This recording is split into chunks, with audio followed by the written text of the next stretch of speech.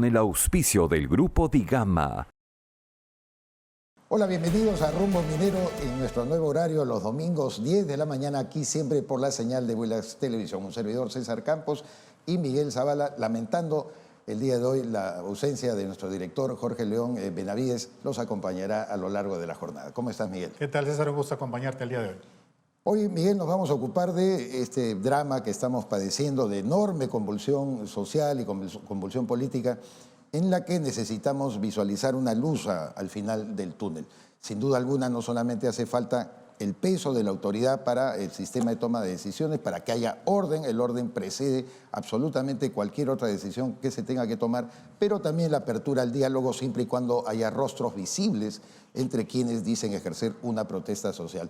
Por esa razón hemos invitado en primer término a Magali Bardales. Ella preside el Comité Sectorial Minero de la Sociedad Nacional de Minería, Petróleo y Energía para abordar estos hechos. También tendremos el día de hoy, César, al ingeniero Fernando Gala Soldevilla, flamante presidente del Consejo de Minería, ex viceministro de Minas, con quien vamos a tratar el tema de reformas para impulsar la inversión minera. Sin duda serán dos entrevistas muy interesantes, dada la calidad de ambos invitados. Pero ahora, Miguel, vamos a dar los resultados de nuestra encuesta formulada a través de nuestra cuenta Twitter la semana precedente. A la pregunta, ¿las protestas y disturbios en el sur del Perú afectarán la actividad minera en la región? Las respuestas son las siguientes. A, no en la medida que no se den en zonas mineras, 14%. B, probablemente si se mantienen y extienden, 25%. C, definitivamente porque crean inestabilidad, 61%. Como siempre, al final del programa plantearemos la pregunta para la próxima semana y esté usted atento porque de verdad contribuye mucho con sus respuestas a definir cuál es la postura de nuestro auditorio en cuanto al sector minero. No lo olvide. Ahora pasamos a las noticias mineras de la semana a cargo de Gabriela Chicoma.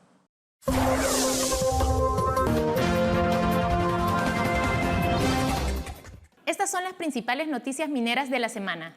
En el cuarto trimestre de 2022, la mina Caylloma de Fortuna Silver Mines produjo 273.000 onzas de plata, un aumento interanual de 4%, principalmente debido a las mayores leyes extraídas durante el periodo. Asimismo, entre los principales proyectos de inversión incluyen la mejora de la red eléctrica de la subestación de la mina Caylloma, el sistema de bombeo de agua subterránea, el nuevo sistema de relleno de pasta, entre otros. Barrick Gold Corporation ha presentado los resultados preliminares de producción de todo el año y del cuarto trimestre de 2022. Gracias a una producción más fuerte en el cuarto trimestre, un 13% superior a la del trimestre anterior, la producción preliminar de oro para todo el año de 4,14 millones de onzas fue aproximadamente un 1% inferior a los 4,2 millones de onzas previstos anteriormente.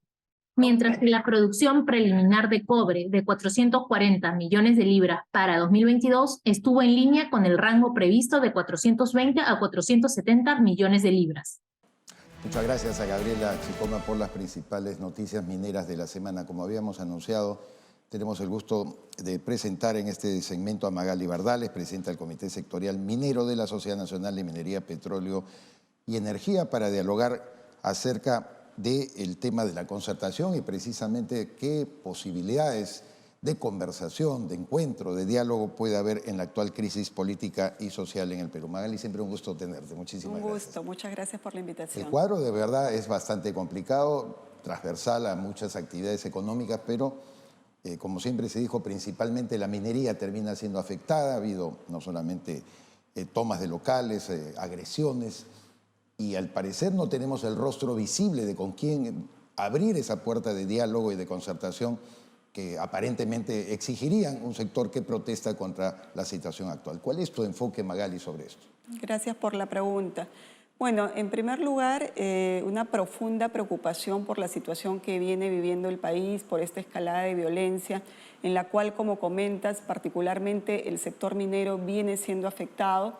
no solo evidentemente como otras actividades por toda la cadena logística, la cadena de abastecimiento, riesgos en el transporte de nuestro personal, sino que las operaciones mineras, algunas operaciones mineras se han visto afectadas con acciones delictivas directas.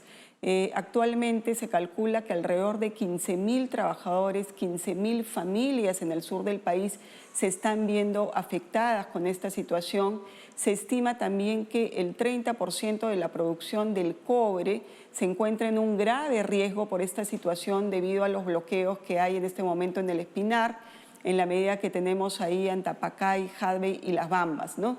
Y si vemos, como tú dices, una mirada transversal, la Cámara de Comercio de Lima recientemente ha comentado que diariamente se está perdiendo 177 millones de dólares en el país con motivo de esta situación, de la cual 42 millones de dólares corresponden al sector minero y de hidrocarburos, ¿no?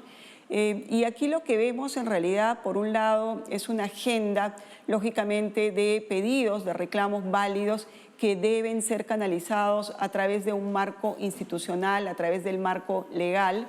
Y por otro lado, una agenda política que los actores políticos también tienen que responder frente a esa agenda. Y yo diría, digamos, tenemos que continuar sin duda con el diálogo y con una mirada no solo de corto, sino de largo plazo. Creo que corresponde en este momento seguir tendiendo puentes, seguir abriendo oportunidades y buscando los interlocutores válidos para poder dialogar y llegar a este consenso. Y por otro lado, creo que también es importante no perder de vista esta mirada de mediano y de largo plazo, porque hay todavía muchos temas en los cuales se tiene que trabajar y en los cuales en este contexto quizá es difícil mirar hacia ese desarrollo territorial que buscamos y que necesitamos a nivel de las regiones, a nivel de las diferentes localidades en nuestro país, ¿no? Y para ello se requiere una acción concreta del Estado en términos de capacitación en gestión pública, de capacitación en la gestión de recursos por parte de las autoridades. Y por el lado del sector privado, por el lado del sector minero, nosotros continuamos trabajando con nuestras comunidades. Las comunidades de las áreas de influencia han sido aliados nuestros. Muchas veces vienen, digamos, estas acciones, digamos, más allá del área de influencia directa de las operaciones. Y por supuesto nos encontramos completamente como sector minero abiertos a continuar dialogando y cooperando en esa línea. Magali, según la Defensoría del Pueblo, hasta noviembre del año pasado han habido 221 conflictos sociales, de las cuales 161 están activos y 72 están relacionados directamente con la minería.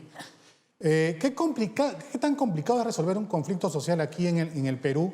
Y hace también la semana pasada tuvimos a Iván Arenas, un experto en el tema de conflictos, indicando que era un tema de comunicación, tanto de parte del Estado, en la cual también involucra a las empresas mineras, y de las cuales también la izquierda radical se ha aprovechado de eso para desinformar y asusar a las protestas a las comunidades. ¿Qué opinión te merece esto?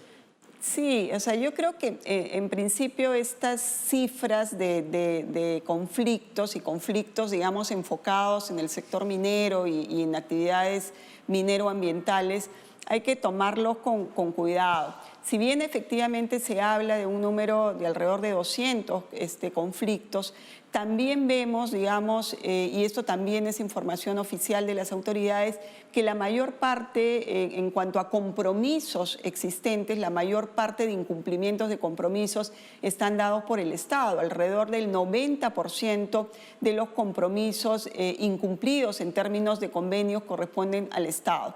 Y creo que hay, digamos, por un lado ese factor, por otro lado, nuevamente el tema de las grandes brechas sociales en las que no se ha trabajado en los últimos años y en los cuales todavía queda una tarea y una agenda grande pendiente por parte del Estado. Se han recibido recursos importantes por parte del sector minero y lamentablemente la población no se ha visto directamente beneficiada en términos de calidad de vida, en términos de bienestar, y creo que eso de alguna manera contribuye a estas protestas y contribuye en general a la conflictividad. Yo coincido en que aquí hay un tema de comunicación y hay que fortalecer el diálogo nuevamente con interlocutores que sean interlocutores que realmente canalicen y lleven las protestas válidas de la población en términos de mejora y en términos de bienestar. Y hay que distinguir esas propuestas de los aspectos de orden político que creo que también, digamos, confunden a la población, y creo que hay que trabajar en ello, en comunicar mejor, en buscar y promover el diálogo, ¿no? Ciertamente hay una agenda válida de reclamos, como tú señalas, hay brechas sociales no cerradas, pero aquí el enfoque Magali que tienen algunos de los organizadores de las agitaciones, no de la protesta social, se va directamente contra la minería. Y cuando tú te refieres al Estado, ellos trasladan la responsabilidad al gobierno central y a Lima, como que Lima fuéramos los responsables de la postración, cuando todos sabemos, y aquí lo hemos conversado no solamente contigo, sino con los expertos, que la baja ejecución del gasto social y el gasto público de los gobiernos regionales y de los gobiernos locales, provinciales y distritales, sumidos además en la corrupción, sobre todo en el interior del país, son los directamente responsables de esa, no solamente falta de ejecución, sino de satisfacción de los reclamos. Entonces, cuando tú dices muy bien, el Estado tiene que dar una respuesta, hay que involucrar más esa responsabilidad que tienen gobiernos locales, gobiernos regionales dentro del interior del país. Sin duda, coincidimos con ello. El tema de la ejecución de los recursos es un tema y un compromiso que corresponde al Estado.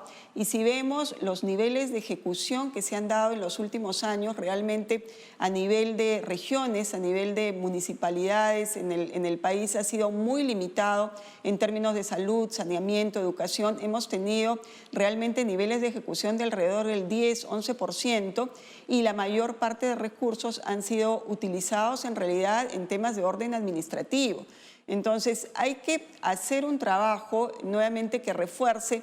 Por un lado, coincido, pueden haber temas de corrupción, pero por el otro lado hay también autoridades que válidamente quieren trabajar por su región y que requieren un mayor apoyo, una mayor capacitación en términos de gestión pública. Y en eso hay que apoyar, en eso definitivamente las empresas mineras vienen trabajando ya desde hace algún tiempo. La sociedad de minería también viene trabajando en programas de apoyo en gestión pública a las autoridades. Eso quería dejar a salvo porque justamente tu comentario, ¿no? La empresa minera, es decir, la iniciativa privada, cada vez en las últimas décadas ha avanzado muchísimo en asumir su verdadero rol de responsabilidad social. Evidentemente falta todavía camino que recorrer, pero cuando tú te enfrentas a un lema absolutamente arbitrario y no real, absolutamente falso, de que las empresas mineras, como son sus propietarios canadienses, norteamericanos, europeos, hay una codicia, hay una angurria que sacrifica a esa población postrada. Hay que hablar las cosas como son. La empresa minera hace todo el esfuerzo por contribuir a ello. Y es todavía un Estado muy calamitoso, bastante fallido según el punto de vista de muchas personas, el que no corresponde adecuadamente a esa iniciativa.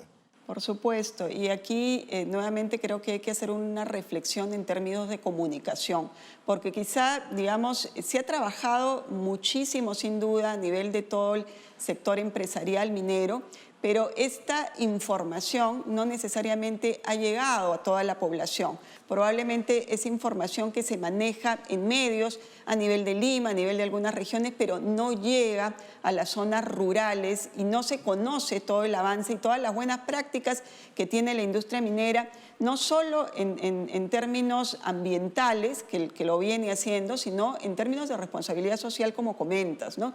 Hay que comunicar efectivamente más, en eso estamos trabajando a nivel de la sociedad de minería, estamos trabajando en planes de comunicación, en un plan de mediano, de largo plazo, que busque justamente que la población conozca todo el desarrollo que se viene realizando a través del sector minero.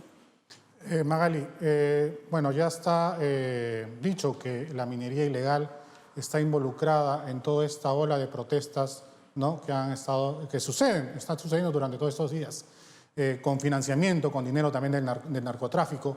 Y preocupa definitivamente porque esto también da a entender del fracaso de lo que ha sido la formalización minera. ¿Qué reformas de forma y fondo se deben hacer para poder frenar un poco el avance de esta minería ilegal en nuestro país? Por supuesto, uno de los problemas también importantes que se tienen en este momento es el tema de la minería ilegal. Se estima que alrededor de 500.000 mineros ilegales se tienen en este momento y esta cifra en realidad viene creciendo. Y lamentablemente el programa del Reinfo, que tiene ya casi una década, no ha funcionado definitivamente, ¿no? No hemos visto un progreso en los últimos años en la formalización en cuanto al número de empresas formalizadas. Definitivamente aquí se requiere un acompañamiento en términos del cumplimiento de los requisitos y de las formalidades para llegar a legalizar una actividad y no solo ampliar los plazos de la regularización, que es lo que se ha venido haciendo en los últimos años. Cada año se va ampliando y lamentablemente no hay una verificación del cumplimiento de los requisitos y no se han incrementado el número de empresas formalizadas. Hay que tener en cuenta también que las actividades de la minería ilegal se realizan en un contexto en el cual no hay un cumplimiento de toda la normatividad ambiental, seguridad, laboral. Es una actividad propicia para la trata de personas y para diversas actividades ilícitas y lamentablemente no se está haciendo mucho en relación al tema. Aquí no hay una entidad de fiscalización como tiene la minería informal en términos ambientales, en términos de seguridad o laboral. No hay una acción, digamos, clara de fiscalización y tampoco, nuevamente, este proceso de formalización se ha cumplido como debiera, ¿no? Creemos que tiene que haber una reforma de este marco legal. Estamos trabajando también a nivel de la sociedad de minería en una propuesta en relación al tema, pero nuevamente creo que tiene que incidir en el acompañamiento del cumplimiento de la normatividad que se expida, porque si simplemente se expide una norma que finalmente no sabemos si se cumple o no y no medimos sobre todo los resultados, no va a ser finalmente eficiente, ¿no? Magali, como siempre, muchísimas gracias por tu participación, que es tan ilustrativa y, por supuesto, un punto de vista que ojalá haga pensar también a todo nuestro auditorio acerca de qué momento está padeciendo la minería y cómo podríamos salir adelante. Gracias a ustedes. Magali Bardales, presidenta del Comité Sectorial Minero de la Sociedad Nacional de Minería, Petróleo y Energía, estuvo aquí con nosotros en Rumbo Minero. Una pausa y retornamos. Para este año 2023, la inversión minera en el Perú superaría los $5.600 millones, permitiendo así marcar la pauta para el crecimiento económico del país. A través de Minpro 2023, impulsamos las transacciones comerciales de la gran industria minera y sus proveedores. Separa tu stand y participa en la rueda de negocios más importante del sector minero, que abrirá sus puertas el 27 y 28 de junio en el Hotel Westin, la cual será liderada por el ingeniero Roque Benavides, presidente del directorio de Compañía de Minas Buenaventura. No dejes pasar la oportunidad de presentar tus productos y servicios al sector más importante para la reactivación económica. Haz negocios con el sector minero, separa tu stand y participa en la rueda de negocios de Minpro 2023.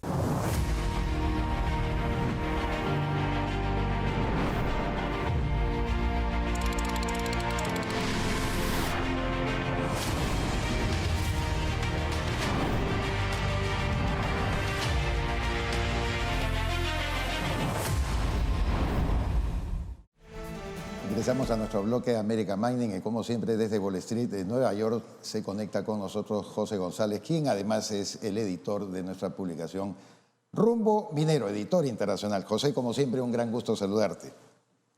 Igualmente, César, un placer. Hablábamos la semana pasada sobre el tema de la cotización de los metales y cómo el oro había sufrido, no había sufrido, al contrario, había tenido el beneplácito de una mayor demanda y por lo tanto incrementado también su precio. Y hoy podemos hablar más bien del rally del cobre, dado que ha subido significativamente también su cotización y esto coloca este producto bandera, por supuesto, exportación minera peruana, en una situación muy especial. ¿Qué comentarios debemos hacer al respecto? Es así, César. Esta semana, según Trading Economics, los futuros del cobre superaron la marca de los $4.2 por libra, 20% por encima de su nivel más bajo en junio del año pasado y el más alto en estos 7 meses, respaldados por la evidencia de reducida oferta y expectativas de creciente demanda. Un crecimiento mayor de lo esperado en China el año pasado, del 3%, comparado a unas expectativas que estaban casi por debajo del 2%, ligeramente por encima del 2%, han alimentado expectativas positivas en términos de la dinámica económica de la segunda economía más grande del mundo, particularmente por el fin de las políticas de cero COVID. Por otro lado, los operadores industriales ya están convencidos que la demanda va a ser superior a la oferta en términos de la transición energética. Coyunturalmente, César, el Perú está en el centro de la atención de los mercados de metales, que subrayan que el país está siendo, comillas, consumido por la peor ola de disturbios civiles en 20 años y que argumentan, comillas nuevamente, que la enorme mina de Antapacay está operando a una capacidad restringida. Por otro lado, Chile ha pronosticado que su producción se va a contraer en 6% en el 2023, cosa que veníamos diciendo en Rumbo Minero durante el año pasado. Y como si esto no fuera suficiente, los inventarios en el London Metal Exchange y la Shanghai Futures Exchange cayeron en enero a menos de 186.400 toneladas, que no es suficiente ni para satisfacer al mercado en 2 días. Según Goldman Sachs, las cotizaciones del cobre podrían subir 28% más en lo que resta del año, superando los $5.34 la libra, o un récord de $11.500 la tonelada. Por otro lado, José, esta semana se ha realizado en Davos, Suiza, el encuentro anual del World Economic Forum, con asistencia récord de empresarios, más no políticos, bajo el tema Cooperación en un mundo fragmentado, y con especial dedicación a los riesgos que amenazan la globalización. ¿Qué nos puedes comentar del evento y qué se ha dicho de la minería? Correcto, Miguel. El World Economic Forum señala que la tarea más importante del sector privado global es abordar las crisis apremiantes y los desafíos futuros en una serie de dinámicas que enmarcan lo que ellos llaman la permacrisis y la policrisis, de la que habíamos hablado el Perú Mining Business en Lima el año pasado. Señala que eso podría amenazar los avances de la globalización. Según el Fondo Monetario Internacional, en el mismo Davos, se refiere a este fenómeno como una fragmentación geoeconómica producto de tensiones geopolíticas globales que están generando una nueva guerra fría que organiza el mundo en bloques económicos rivales. Ante tal situación se trata de fomentar la cooperación internacional que mejore la integración económica de la globalización en lugar de descartarla, de tal manera que no se desperdicie el dividendo de la paz y la cooperación global. Y es en esto en donde se enmarca la minería. Según el Fondo Monetario Internacional, la acción global colectiva es indispensable para atender la crisis climática que generó solamente en los Estados Unidos $165.000 millones en pérdidas en el 22 y que impelen a que se apliquen los objetivos de la COP27, los cuales favorecen a la minería. Según el World Economic Forum, la minería se encuentra en una encrucijada entre una guerra caliente en Europa y una guerra fría entre China y los Estados Unidos, en donde los gobiernos están tratando de evitar carestías en metales críticos que afectan la generación de energía y mencionan al Perú y al cobre específicamente como uno de los puntos claves a tomar atención en este año que empieza. Ante esta competencia geoeconómica de recursos minerales y su control, la mejor vía, según el World Economic Forum, es la cooperación en su explotación y uso, y no su restricción en el marco de autarquías productivas. El Perú en el centro de la encrucijada global para buscar alternativas a una crisis energética que parece que va a quedarse entre nosotros en años por venir. Así es. José González, como siempre, muchísimas gracias por comunicarte con nosotros y brindarnos esta valiosísima información desde Wall Street, Nueva York, para American Mining. Hasta la próxima. Hasta luego, César. Encantado siempre. Y toda esta información, Miguel, y por supuesto agregándole otra relacionada al mundo minero, la podrá encontrar usted gratuitamente accediendo a nuestra revista a través de la internet. Tiene que ingresar nada más y nada menos que a través de la www.rumbominero.com y ahí obtendrá toda esta valiosa información, Miguel. Así es, César. Bien, ahora damos pase al bloque del Instituto de Ingeniero de Minas del Perú.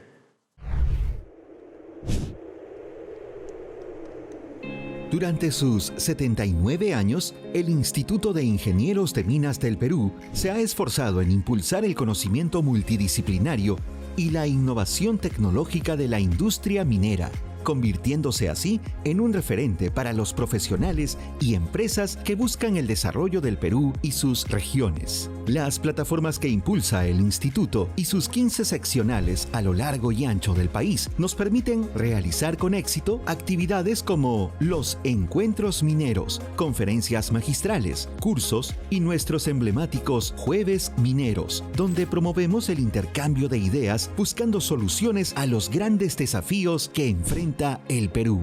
Asimismo, buscamos aproximar de manera activa al público en general a la realidad del sector minero y su desempeño a través de la publicación de libros, boletines y la revista Minería.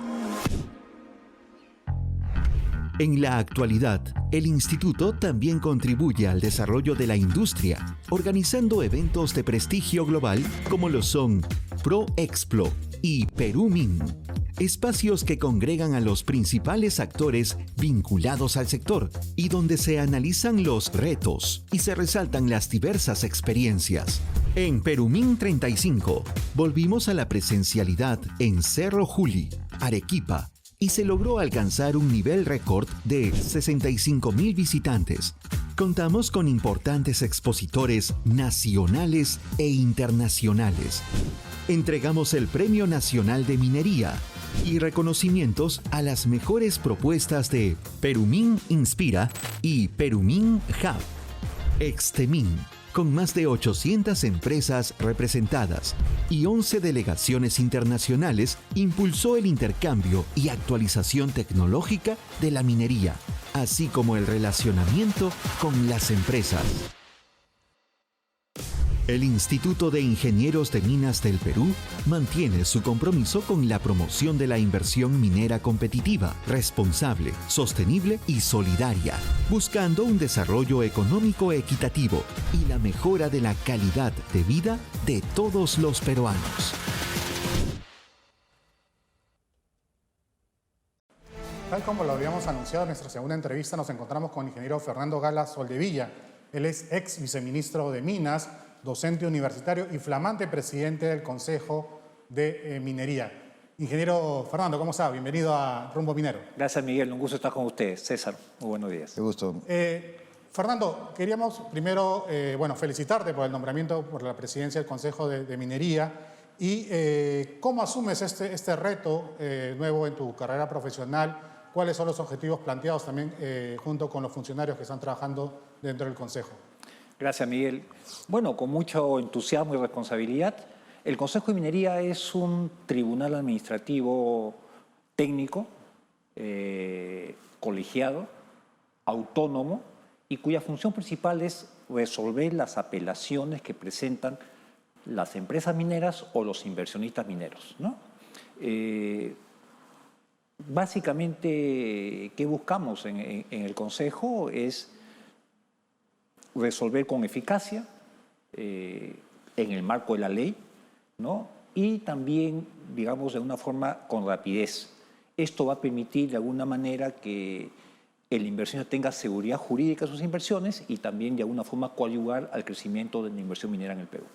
¿Cuál es la dimensión de los problemas que tiene el sector minero como para que administrativamente el Consejo pueda abordarlo según tu punto de vista? En promedio, la carga procesal del Consejo son como 1.000 expedientes por año. Pero ahí están temas de titulación, temas de problemas ambientales, de permisos técnicos, también el tema de formalización minera. O sea, el Consejo ve todos estos aspectos, ¿no? De técnicos, ambientales, formalización, titulación minera también. Entonces la idea es que esto no se judicialice, no llegue a ninguna otra instancia, porque es, como tú bien señalas, administrativo. No es de carácter jurisdiccional, digamos, del derecho civil o del derecho Efectivamente, penal. César, lo que se evita es que vaya al Poder Judicial y ahí se dilate estos temas. Y solo para poner una cifra, ¿no? Históricamente, menos del 1% de lo que emite el Consejo va al Poder Judicial. O sea, hay mucha confianza del inversionista minero, de la empresa minera, en el Consejo de Minería. Fernando, también queríamos, en tu calidad de ex viceministro de Minas, tener un poco un análisis de lo que está sucediendo actualmente en nuestro país en medio de una crisis política y social y que obviamente afecta directamente al sector minero. ¿Cuál es tu opinión al respecto? Permíteme primero ahí, Miguel, despejarme de mi rol de vocal del Consejo y dar una opinión como un profesional minero independiente. Evidentemente la situación es complicada y crítica y está teniendo como consecuencia que se haya detenido el crecimiento del país y todos estemos siendo perjudicados de alguna manera. No solamente las empresas mineras, sino toda la población realmente. ¿Qué hay que hacer ante esto? La verdad, yo la única forma que encuentro es dialogar.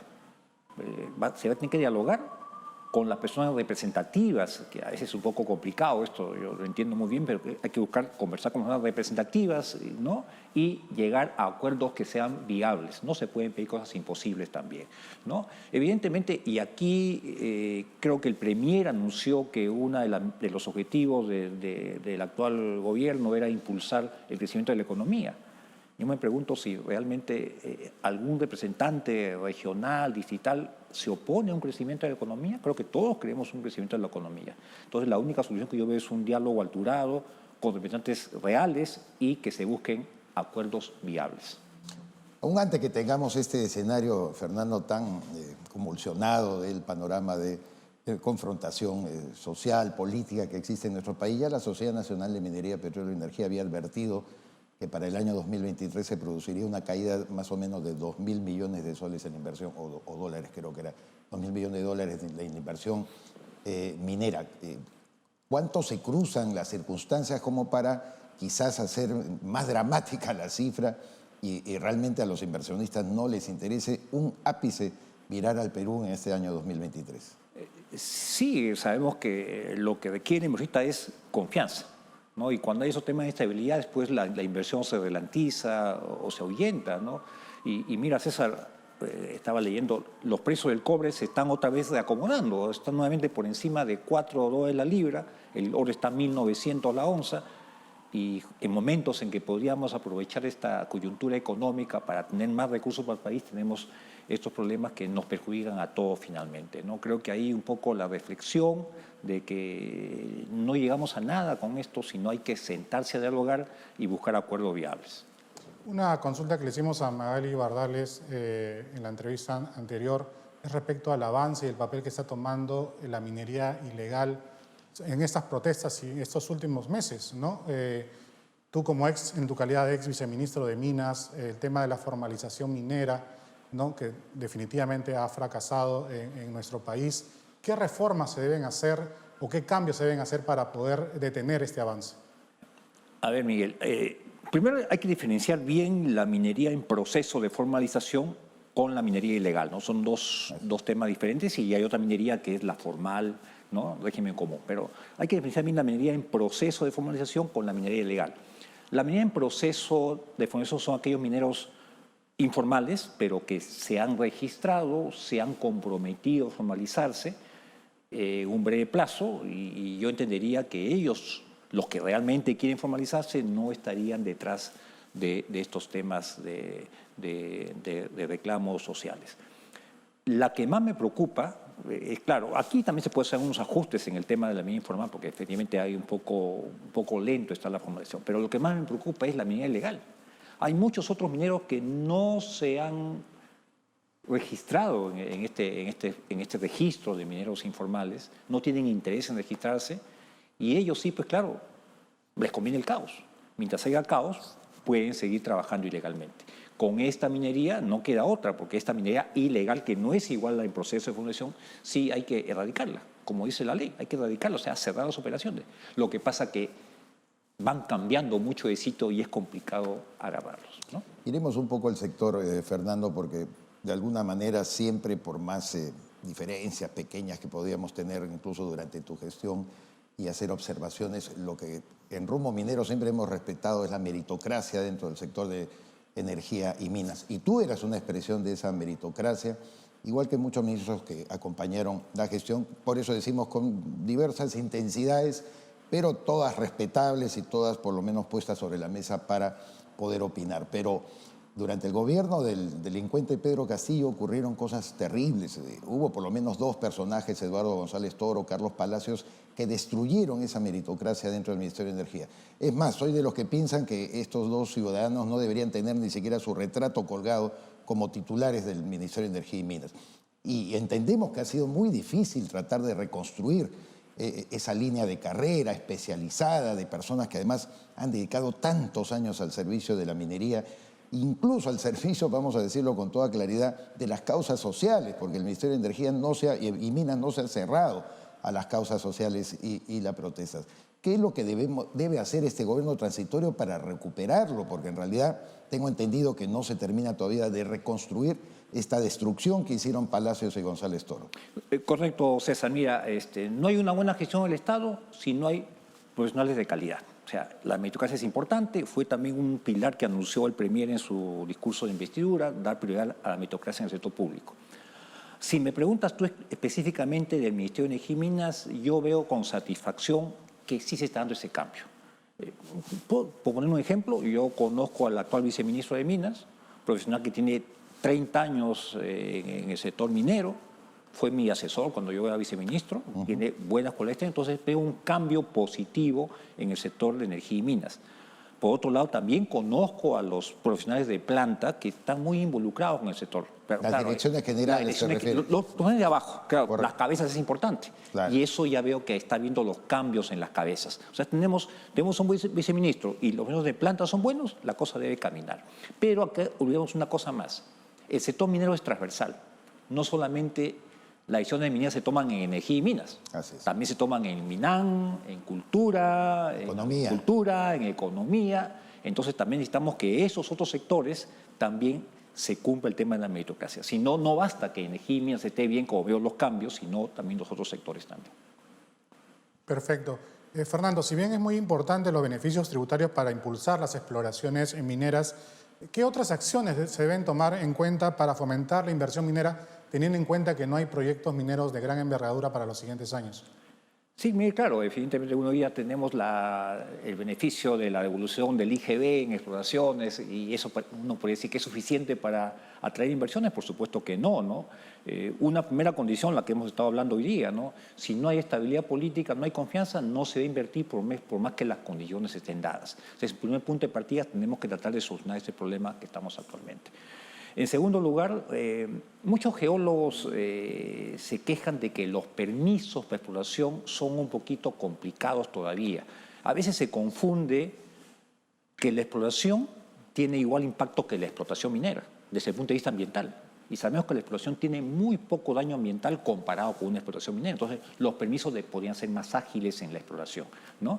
Y tercero, yo creo que también el rol del INGEMET es importante, ¿no? El INGEMET tiene un rol de hacer prospección geológica, es decir, dar a conocer las anomalías donde podría haber mineral y eso ayudaría a que el inversionista minero pueda encontrar zonas anómalas y ahí hacer exploraciones mineras. No, efectivamente, la cartera de proyectos mineros en el Perú está congelado hace mucho tiempo en los 43 proyectos, 50.000 millones y no incrementamos la cartera. ¿Por qué? Porque no se avanzan las exploraciones.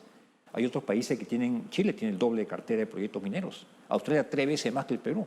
Y a veces pensamos que el Perú con 50.000 millones de inversión, con 3 proyectos de construcción minera, estamos muy bien y no es suficiente. Y si no hay exploración, no se va a avanzar en ese incremento de la cartera de proyectos. Fernando, muchísimas gracias por estar aquí en Rumbo Minero y nuestros mejores deseos en lo que respecta a la presidencia del Consejo de Minería. Muchas gracias, Miguel. Muchas gracias, César. Muy gracias, Fernando. Bien, vamos a una pausa comercial y regresamos. Con una inversión que superaría los 5.600 millones de dólares, el sector minero será el motor de la recuperación económica del Perú este 2023 y marcará la pauta para el crecimiento del país. Y la revista Rumbo Minero America Mining, a través de su directorio minero más importante y completo del Perú y América, se convierte en la mejor herramienta para hacer negocios con este sector en el país y ahora en 7 países de América. Según una encuesta realizada por Ipsos, el 49% considera que Rumbo Minero American Mining es la revista líder del sector minero y un 61% opina que es una excelente herramienta para la toma de decisiones. Anuncia en el Directorio de Proveedores Mineros 2023, principal medio de consulta de los profesionales vinculados a compañías mineras y contratistas. Pregunte por los beneficios que tiene nuestra multiplataforma y obtenga el paquete de publicidad más completo para su empresa, ahora con llegada a nivel internacional. Escríbenos a ventas@rumbominero.com. Invierta bien, invierta con los líderes. Ahora damos pase al segmento de la Bolsa de Trabajo del sector minero.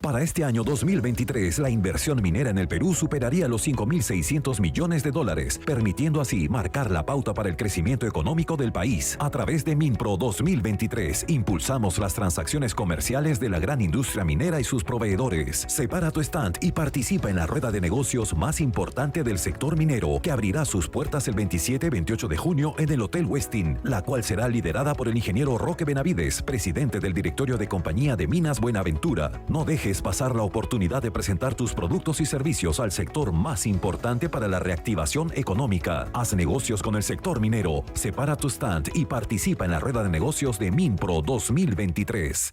Bien, Miguel, hemos llegado al final del programa y lo que nos deja como resultado las entrevistas muy interesantes que hemos hecho tanto a Magali Bardales de la Sociedad Nacional de Minería, Petróleo y Energía como a Fernando Gala, ex viceministro de Minas, es que estamos todavía en la expectativa de una crisis que no sabemos cómo va a culminar.